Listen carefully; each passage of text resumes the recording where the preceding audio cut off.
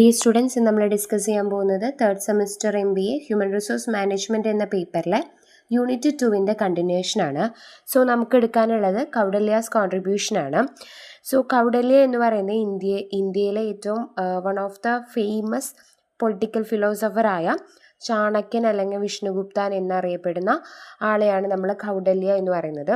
So all മെയിനായിട്ടും administration മാനേജ്മെൻറ്റിൽ കുറേ contributions ആൾ കൊടുത്തിട്ടുണ്ട്.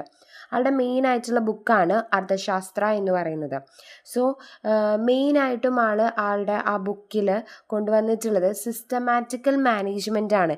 എങ്ങനെയാണ് ഒരു human resources 14th century BC എങ്ങനെയാണ് ആൾ കോൺട്രിബ്യൂഷൻസ് കൊണ്ടുവന്നിട്ടുള്ളത്. മെയിനായിട്ട് ആളുടെ interest operation of public and private sector employees ആണ്. എൻ്റർപ്രൈസസ് പബ്ലിക്കിലായിക്കോട്ടെ പ്രൈവറ്റിലുള്ള എൻ്റർപ്രൈസസുകൾ എങ്ങനെയാണ് പ്രൊസീജിയേഴ്സ് ആളുകളെ സെലക്ട് ചെയ്യുന്നത്, എംപ്ലോയർ റിലേഷൻഷിപ്പ്, അതുപോലെ തന്നെ കോൺട്രിബ്യൂഷൻസ്, സ്റ്റാഫിംഗ്, പേഴ്സണൽ മാനേജ്മെൻറ്റ്, ഇതെല്ലാം എങ്ങനെയാണെന്നാണ് നമ്മൾ നോക്കാൻ പോകുന്നത്. സോ നിങ്ങൾക്ക് ഒരു ടേബിൾ വൈസ് പ്രസൻറ്റേഷനാണ് കൊടുത്തിട്ടുള്ളത്. സോ ഈ ടേബിളിൽ നോക്കിയാൽ കാണാം മോഡേൺ മാനേജ്മെൻറ്റ് കൺസെപ്റ്റ് ഉണ്ട്, കൗഡല്യാസ് കോൺട്രിബ്യൂഷൻ ഉണ്ട്. സോ മോഡേൺ മാനേജ്മെൻറ്റ് കൺസെപ്റ്റ് എന്ന് പറയുന്നത് നമുക്കറിയാം, നമ്മളിപ്പോൾ ഒരു ജോലിക്ക് വേണ്ടി പോകുമ്പോഴത്തേനും നമുക്ക് സ്റ്റാഫിങ്, പേഴ്സണൽ മാനേജ്മെൻറ്റിലെ കോൺട്രിബ്യൂഷൻസ് ആട്ടോ പറയുന്നത്.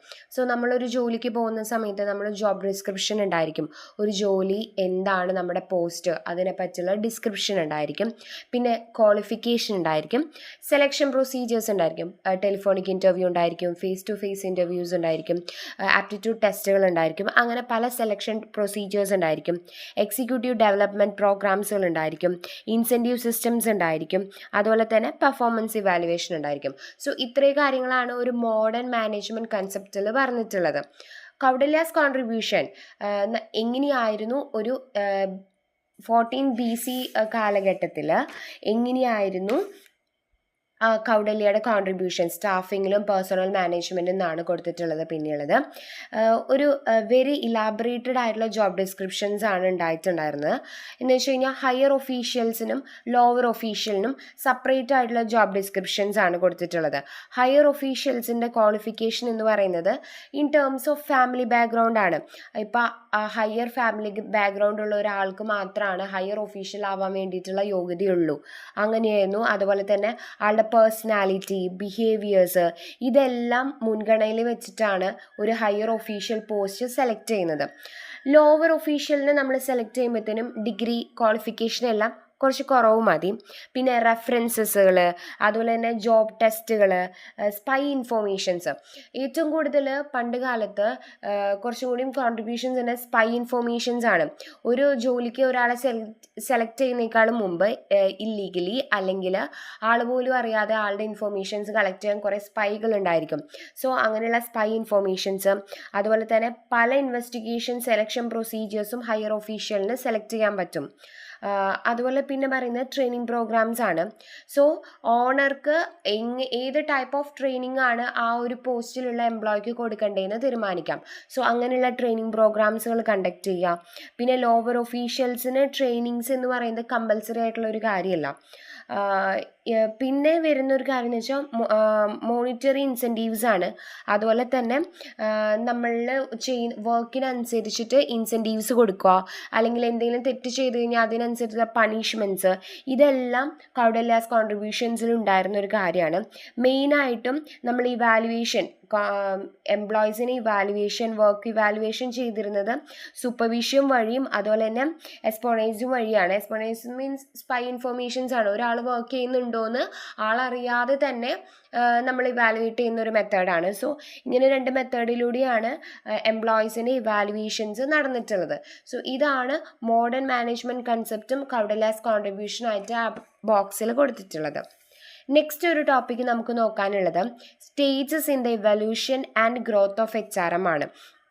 സോ നമ്മുടെ അതോറിറ്റീസ് പ്രിഫേർഡ് ചെയ്ത ഒരു study growth of personnel management ഉണ്ട്. സോ അതാണ് ഇവിടെ കൊടുത്തിട്ടുള്ളത്. നമുക്ക് മെയിനായിട്ടും ഒരു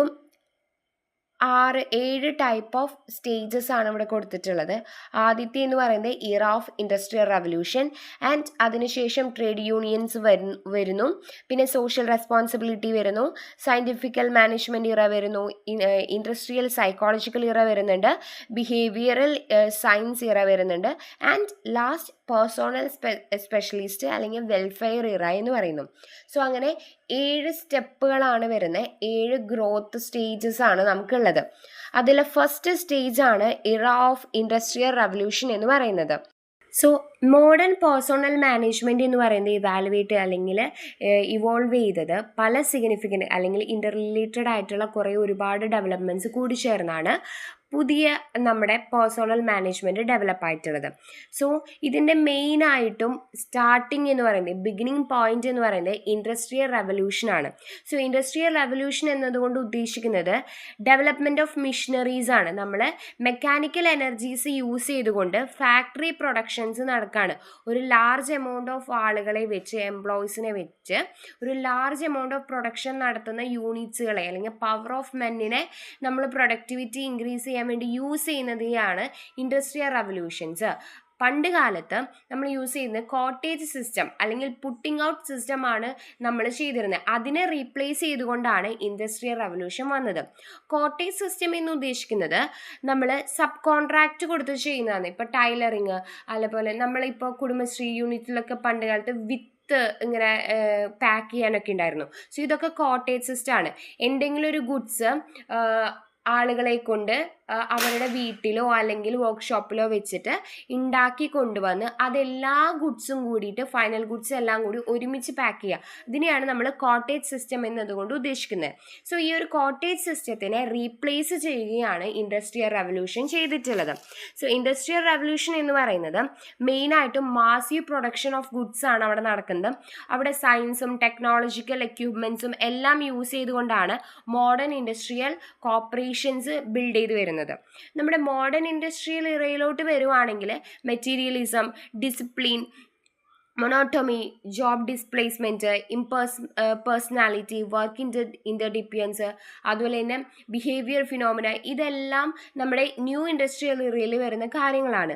നമ്മുടെ ബെനിഫിറ്റ് ഓഫ് ഇൻഡസ്ട്രിയൽ റവല്യൂഷൻ എന്ന് പറയുന്നത് മെയിനായിട്ടും കോസ്റ്റ് ഓഫ് ഇൻക്രീസിങ് ഇൻഡസ്ട്രിയലൈസേഷൻ ആണ്. നമ്മുടെ കോസ്റ്റ് പ്രൊഡക്ഷൻ എക്കണോമിക്കലി ഇൻഡസ്ട്രിയൽ റവല്യൂഷനിൽ കുറേ അധികം ഔട്ട്പുട്ട്സുകൾ നമുക്ക് കൊണ്ടുവരാൻ വേണ്ടിയിട്ട് പറ്റിയിട്ടുണ്ട്. നമ്മുടെ ക്യാപിറ്റൽ ആയിക്കോട്ടെ, അക്യുമുലേഷൻ ഓഫ് ഗുഡ്സ് ആയിക്കോട്ടെ, എല്ലാത്തിലും നമുക്ക് ഡെവലപ്മെൻറ്റ്സ് കൊണ്ടുവരാൻ വേണ്ടിയിട്ട് നമുക്ക് ഒരു ഇൻഡസ്ട്രിയലൈസേഷൻ അല്ലെങ്കിൽ മോഡേൺ ഇൻഡസ്ട്രിയലൈസേഷനെ കൊണ്ട് സാധിച്ചിട്ടുണ്ട്. പക്ഷെ ഒരു ഏവറേജ് സിറ്റിസനെ സംബന്ധിച്ച് അവരൊരു ബാക്ക്വേർഡായിട്ട് നിൽക്കുക തന്നെയാണ്. കാരണം ലേബേഴ്സിനെ അവർ കൺസിഡർ ചെയ്തിരുന്നത് കമ്മ്യൂണിറ്റി ബേസ് ചെയ്തിട്ടാണ്, അല്ലെങ്കിൽ വാങ്ങാനും വിൽക്കാനും അല്ലെങ്കിൽ ജോലി ചെയ്യാൻ മാത്രമായിട്ടാണ് എംപ്ലോയീസിനെ കൺസിഡർ ചെയ്തിരുന്നത് ആ ഒരു കാലഘട്ടത്തിൽ. സോ ഇതാണ് ഇൻഡസ്ട്രിയൽ റവല്യൂഷൻ ഇറ എന്ന് പറയുന്നത്. അതാണ് first stage. And second stage ആണ് era of trade unions.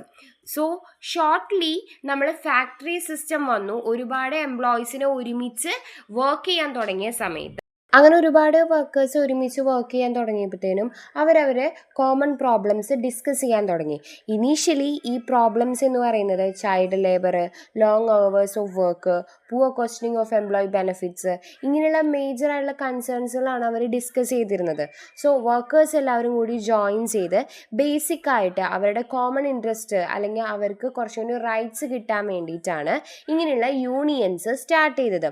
Basic ആയിട്ടുള്ള ഫിലോസഫി എന്ന് പറയുന്നത് ട്രേഡ് യൂണിയൻസിൻ്റെ ബേസിക് ആയിട്ടുള്ള ഫിലോസഫി എന്ന് പറയുന്നത് through the strength and collective support, management could be forced to listen to the workers and readdress their grievances.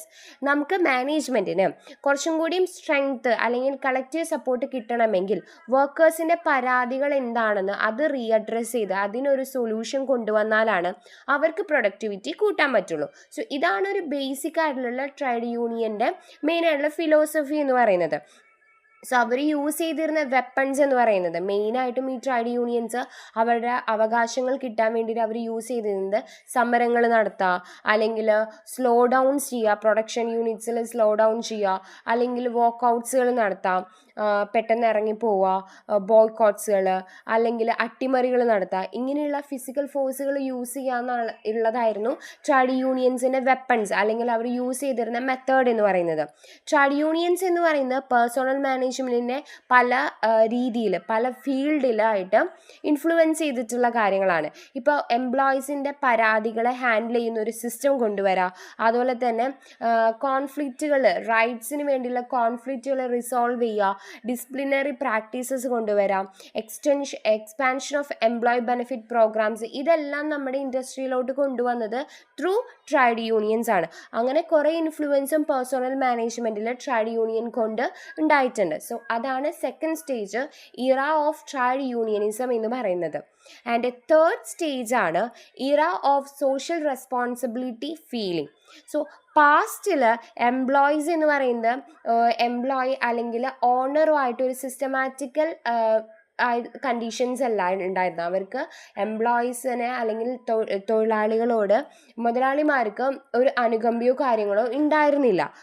പക്ഷേ Robert tones ആള് adopt ചെയ്ത ഒരു പേഴ്സണാലിറ്റി ആറ്റിറ്റ്യൂഡ് ഉണ്ട്. ആളുടെ എംപ്ലോയീസിന്, ആളുടെ ഓർഗനൈസേഷനുള്ള എംപ്ലോയീസിന് ഒരു ഫാദർ ലൈക്ക് ക്യാരക്ടർ അല്ലെങ്കിൽ ഫാദർ ലൈക്ക് ബിഹേവിയർ ആണ് അവിടുത്തെ എംപ്ലോയീസിൻ്റെ അടുത്ത് കൊടുത്തിട്ടുള്ളത്. സോ ആളൊരു ബ്രിട്ടീഷ് ബിസിനസ്മാൻ ആയിരുന്നു, റിഫോമർ. ആൾ ബിലീവ് ചെയ്തിരുന്നത് the principle of social and economical environment ഒരു ഫിസിക്കലി മെൻ്റലി സൈക്കോളജിക്കലി ഒരു വർക്കേഴ്സിൻ്റെ ഡെവലപ്മെൻറ്റിനെ എഫക്റ്റ് ചെയ്യുന്ന കാര്യമാണ്. അപ്പോൾ ആളുടെ കാഴ്ചപ്പാടിൽ എംപ്ലോയീസിനെ നമ്മൾ എത്രത്തോളം ഹാപ്പി ആക്കാൻ പറ്റുന്നു അത്രത്തോളം പ്രൊഡക്ടിവിറ്റി നമുക്ക് ഇൻക്രീസ് ചെയ്യാൻ വേണ്ടി പറ്റുമെന്ന കണ്ടീഷനാണ്. എംപ്ലോയീസിൻ്റെ കണ്ടീഷൻ, വർക്കിംഗ് കണ്ടീഷൻസ് അല്ലെങ്കിൽ എന്തെങ്കിലും എൻവയോൺമെൻറ്റൽ ഇഷ്യൂസ്, അവർക്ക് വർക്ക് ചെയ്യാനുള്ള എന്തെങ്കിലും ബുദ്ധിമുട്ടുകളുണ്ടെങ്കിൽ അത് നീക്കി കൊടുത്തു കഴിഞ്ഞ് കഴിഞ്ഞാൽ പ്രൊഡക്ടിവിറ്റി ഇൻക്രീസ് ചെയ്യാൻ പറ്റുമെന്നൊരു കാഴ്ചപ്പാടായിരുന്നു റോബർട്ട് ടോണിൻ്റെ ഉണ്ടായിരുന്നത്. സോ അതുകൊണ്ട് തന്നെ വർക്കേഴ്സിനെ ചിൽഡ്രൻസിനെ പോലെ അത്രയും കോൺഷ്യസ് ആയിട്ട് ഗൈഡ് ചെയ്ത് ട്രെയിൻ ചെയ്ത് പ്രൊട്ടക്റ്റ് ചെയ്തിട്ടുണ്ടായിരുന്നു. അതുകൊണ്ട് തന്നെ ആൾക്ക് പ്രൊഡക്ടിവിറ്റി ഇൻക്രീസ് ചെയ്യാൻ വേണ്ടിയിട്ട്, മാക്സിമൈസ് ചെയ്യാൻ വേണ്ടിയിട്ട് സാധിച്ചിട്ടുണ്ട്. ആഡം സ്മിത്ത് എംഫസൈസ് ചെയ്ത് പറയുന്ന കാര്യം ഇത് തന്നെയാണ്. ഇൻ ഈച്ച് ഇൻഡിവിജ്വൽ വർക്കേഴ്സിനും ഒരു എക്കണോമിക്കൽ സെൽഫ് ഇൻട്രസ്റ്റ് ഉണ്ടെങ്കിൽ സൊസൈറ്റി വുഡ് ഗെയിൻ. ഒരാൾക്ക് ഒരു ഉയർച്ച ഉണ്ടായിട്ടുണ്ടെങ്കിൽ അത് ഒന്നിൽ കൂടുതൽ ആളുകൾക്കായി കഴിഞ്ഞാൽ അതൊരു സൊസൈറ്റിക്ക് തന്നെ ഒരു ഉയർച്ചയാണ് ഉണ്ടാകുന്നത് അവിടെ. സോ ഇത് ആഡം സ്മിത്ത് എംഫസൈസ് ചെയ്ത് പറഞ്ഞിട്ടുള്ള കാര്യമാണ്. ചാൾസ് ബാബേജും ഇതിനെ സപ്പോർട്ട് ചെയ്ത് പറഞ്ഞിട്ടുണ്ട്. സോ ഹാർഡ് വർക്ക്സ് എന്ന് പറയുന്നത് ഹൈ പ്രൊഡക്ടിവിറ്റിയുമാണ്. അതുപോലെ തന്നെ അവിടെ വർക്ക് ചെയ്യുന്ന നമ്മൾക്കൊരു കമ്പനിക്ക് പ്രോഫിറ്റ് ഉണ്ടാവുകയാണെങ്കിൽ അവിടെ വർക്ക് ചെയ്യുന്ന എംപ്ലോയീസിന് വേജസും കൂടുന്നു. സോ ഇങ്ങനെ വരുമ്പോഴത്തേനും ഹൈ പ്രോഫിറ്റാണ് എംപ്ലോയർക്ക് അല്ലെങ്കിൽ ഓണർക്ക് ഉണ്ടാകുന്നത്. സോ ഇതാണ് സോഷ്യൽ റെസ്പോൺസിബിലിറ്റി ഫീലിംഗ് എറ എന്നതുകൊണ്ട് ഉദ്ദേശിക്കുന്നത്.